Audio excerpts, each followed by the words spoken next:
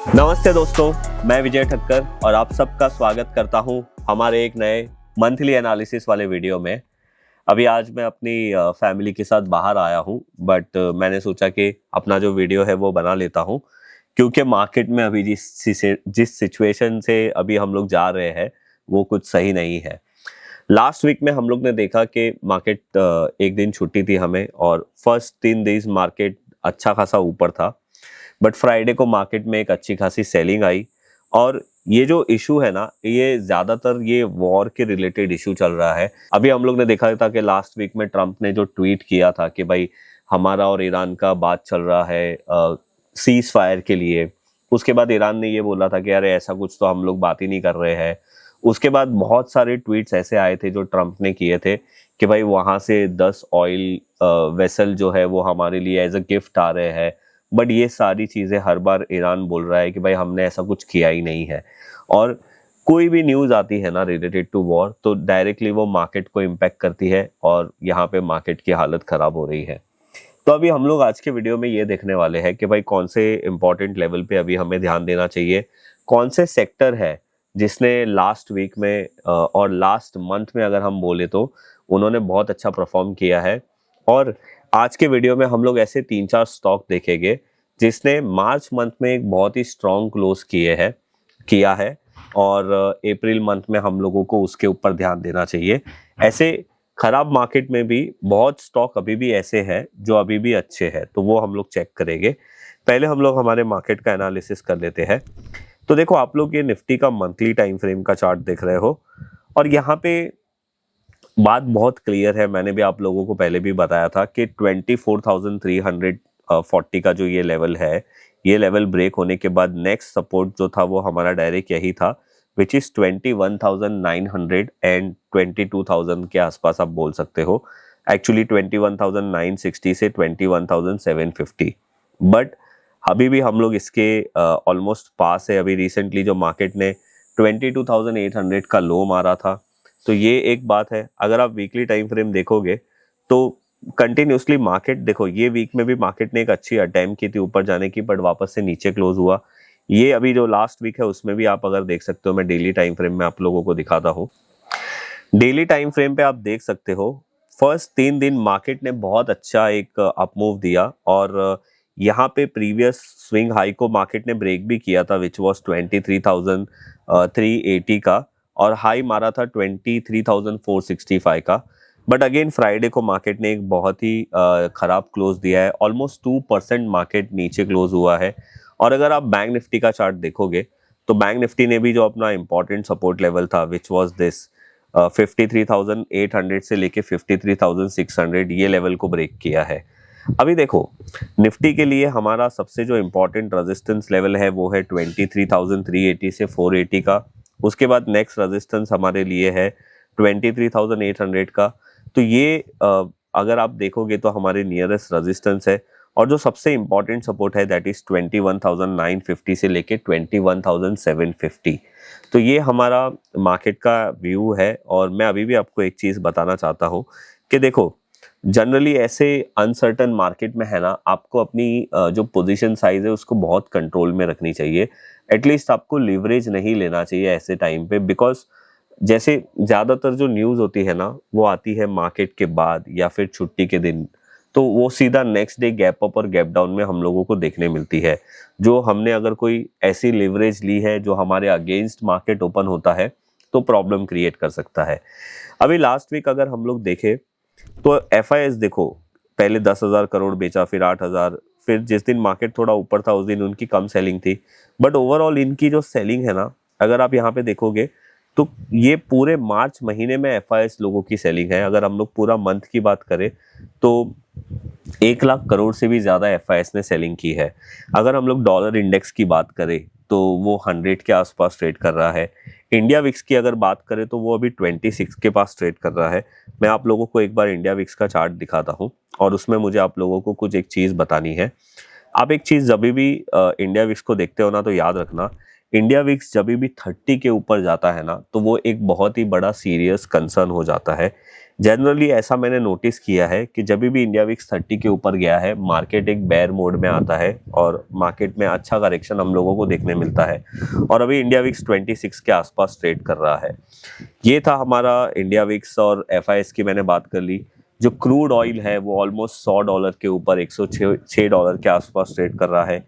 हमारा जो रुपया है यूएसडी के कंपैरिजन में वीक होते जा रहा है, 94.75 के आसपास ट्रेड कर रहा है। तो ये पूरा अगर हम लोग लास्ट वीक का एनालिसिस देखें ना, तो मार्केट में कुछ ज़्यादा अच्छी बातें थी नहीं और कुछ खास मार्केट में ऐसे था भी नहीं। अभी हम लोग देखते हैं कि भाई लास्ट वीक में कौन से सेक्टर, और इनफैक्ट मार्च मंथ खत्म हो गया है, तो मार्च मंथ में कौन से सेक्टर ने अच्छा परफॉर्म किया है। तो अगर आप यहाँ पे देखोगे, लास्ट वीक में आईटी है, mid and small cap health care और थोड़ा बहुत टेलीकॉम है, मिड एंड स्मॉल फार्मा, ये सारे सेक्टर ने अच्छा किया है। अगर हम खराब सेक्टर की बात करें तो डिफेंस, पीएसयू बैंक, रियलिटी, ये सारे खराब है। अभी अगर हम लोग मार्च मंथ की बात करें कि मार्च मंथ में कौन से सेक्टर्स ने अच्छा परफॉर्म किया है, तो परफॉर्मेंस वाली जो सेक्टर है उसमें pharma, CPSE, health care, IT और mid and small health care. अब देखो, आप बोलोगे विजय भाई ये सेक्टर तो नीचे थे लास्ट महीने में, आप ऐसे कैसे बोल रहे हो कि इन्होंने परफॉर्मेंस किया है। तो देखो, ये सेक्टर जो है ना, ये सबसे कम गिरे हैं, तो वो भी एक तरीके से परफॉर्मेंस होता है। और अगर जो ज़्यादा गिरने वाले सेक्टर है वो है पीएसयू बैंक हो गया, रियलिटी सेक्टर हो गया, बैंक हो गए, ऑटो हो गए, निफ्टी वेस्ट, टूरिज्म, ये सारे सेक्टर सबसे ज़्यादा गिरे हैं। तो ये था हमारा सेक्टर एनालिसिस और मार्केट एनालिसिस। अब मैंने आपको मेरा पूरा व्यू बता दिया है कि मुझे मार्केट ओवरऑल क्या लग रहा है।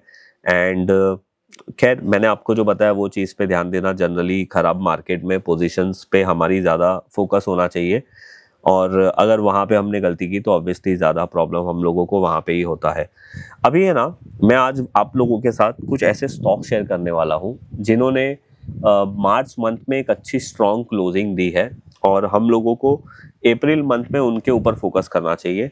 इसके अंदर कुछ ऐसे भी स्टॉक्स मैं आप लोगों को दिखाने वाला हूं जो स्ट्रॉन्ग क्लोज हो रहे हैं, अच्छे ब्रेकआउट दे रहे हैं, और एक स्टॉक ऐसा है जो ब्रेकआउट के पास आ रहा है। और जैसे हम लोग ने यहाँ पे देखा कि लास्ट मंथ में और लास्ट वीक में फार्मा और हेल्थ केयर में ज़्यादा परफॉर्मेंस आया है। तो जो आज का हमारा पहला स्टॉक है उसका नाम है एमक्योर फार्मा लिमिटेड। अब देखो, इसका हमारे पास डेटा इतना ज़्यादा नहीं है। ये वीकली टाइम फ्रेम का चार्ट देख रहे हो, ये स्टॉक लिस्ट हुआ था जुलाई 2024 में। उसके बाद इसने रिसेंटली हाई मारा था सितंबर 2024 में। और अगर आप यहाँ पे देखोगे ना, इसने हाई मारा था 1580 के आसपास। उसके बाद ये स्टॉक अच्छा खासा गिरा था ऑलमोस्ट 900 के आसपास।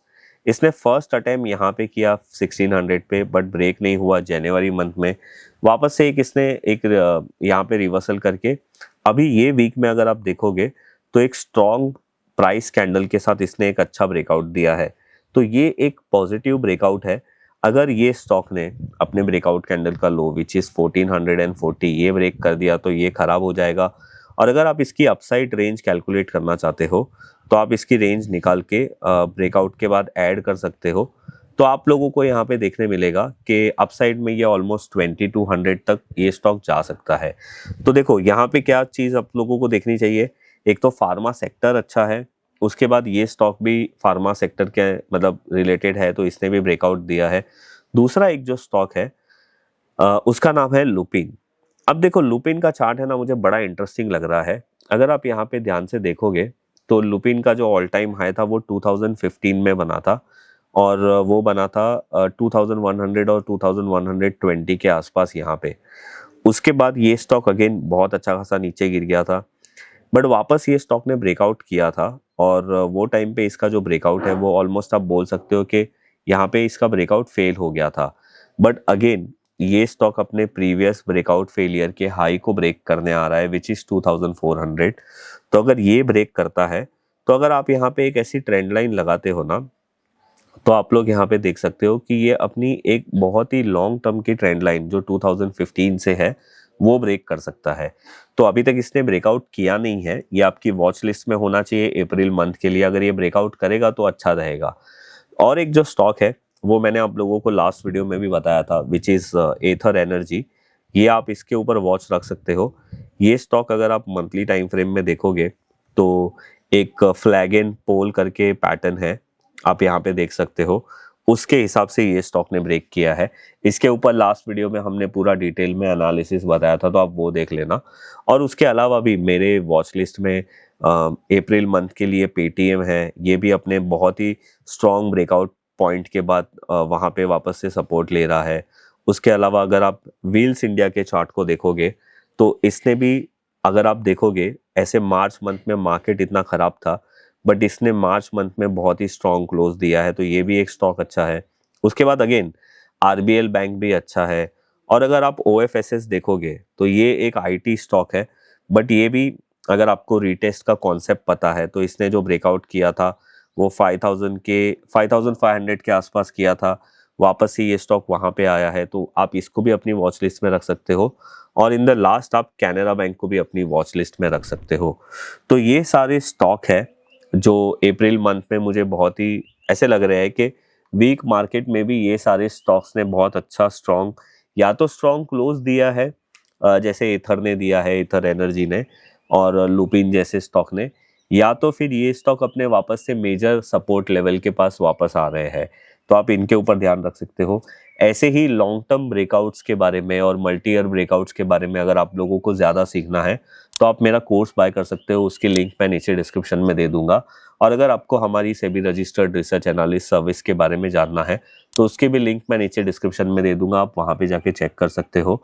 तो बस ये था हमारा आज का ये वीडियो एंड आई होप आप लोगों को पसंद आया होगा। अगर आप लोगों को अच्छा लगा है तो आप हमारे वीडियो को लाइक और शेयर ज़रूर करिए।